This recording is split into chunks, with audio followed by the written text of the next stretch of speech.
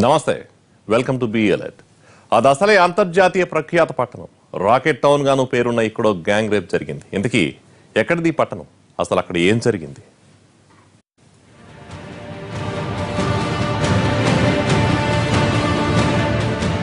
నెల్లూరు జిల్లా సూళ్లూరుపేటలో దారుణం జరిగింది. స్థానికంగా ఓ కంపెనీలో పనిచేస్తున్న మహిళపై కొందరు దుండగులు అఘాయిత్యానికి తెగబడ్డారు. తన ప్రేమికుడితో కలిసి ఓ యువతి పట్టణంలోని రైల్వే స్టేషన్ దగ్గరకు వెళ్ళింది. రాత్రి 10 గంటలప్పుడు యువకులిద్దరూ రైల్వే ట్రాక్ దగ్గర కూర్చుని ఉండటాన్ని పసిగట్టారు కొందరు ఆగంతకులు. స్థానిక రైల్వే స్టేషన్ దగ్గర కొందరు పోకిరీలు ఇక్కడ రెగ్యులర్గా గంజాయి సేవిస్తుంటారు. వీళ్ల కారణంగా ఇదో గంజాయి అడ్డాగా మారిపోయింది. ఎప్పట్లాగే గంజాయి సేవిస్తున్న 4 పోకిరీలు ట్రాక్ దగ్గరలో ఉన్న ఈ యువకులను గమనించారు. వాళ్ల దగ్గరకు వెళ్లి ఆ యువకుడిపై దాడి చేసి అక్కడి నుంచి పంపించేశారు. తర్వాత ఆమెను దూరంగా తీసుకువెళ్లారు. ఆమెను వాళ్లలా లాక్కెళ్లగానే బాధితుడు వెంటనే పోలీసులకు ఫోన్ చేసి జరిగింది చెప్పాడు. దీంతో రంగంలోకి దిగిన పోలీసులు రాత్రంతా ఎంత గాలించినా ఆమె జాడ తెలియలేదు. రాత్రంతా 4 కామాంధులు గ్యాంగ్ రేప్ చేయటంతో చిత్రవద అనుభవించిందామె. ఆ మర్నాటి ఉదయం ఎలాగోలా వాళ్ల నుంచి బయటపడగలిగింది.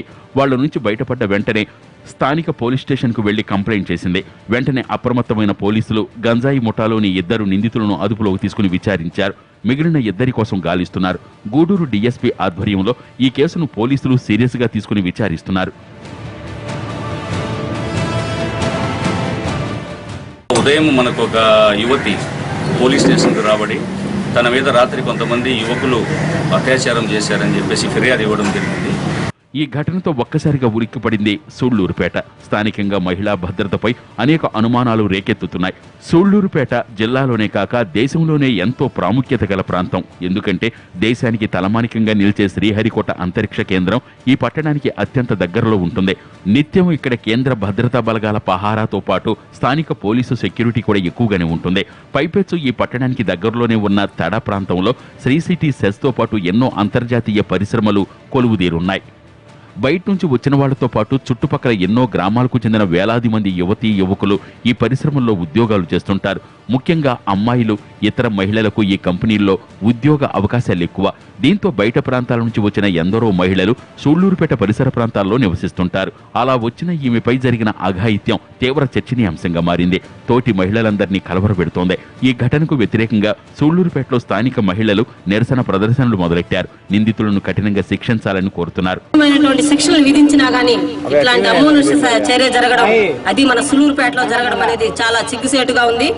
ఎందుకంటే ఇప్పుడు నేను పుట్టి బుద్ధిరిగిన తర్వాత ఇట్లాంటి చర్య జరగడం అనేది చాలా సిగ్గుసేటుగా ఉంది. ఈ రేపిస్టులో భాగస్వామ్యమైనటువంటి 5 మందిని కూడా కఠినంగా శిక్షించాలండి. ఎట్లాంటి ప్రభావాలకు లొంగకుండా మన పోలీస్ డిపార్ట్మెంట్ వారు చర్య తీసుకుని వాళ్ళని శిక్షించాలని, ట్రైన్ కోసం వెళ్ళిన అమ్మాయిని ఆ విధంగా చేయడం అనేది ఎంత సిగ్గుసేటో మేమంతా కూడా ఇప్పుడు కలిసి సంఘీభావం తెలుపుతున్నాము. పట్టణంలో పోకిరీల ఆగడాలతో పాటు గంజాయి బ్యాచ్ అరాచకాలు ఎక్కువయ్యాయి. ఇవన్నీ ఇప్పుడిప్పుడే వెలుగులోకి వస్తున్నాయి.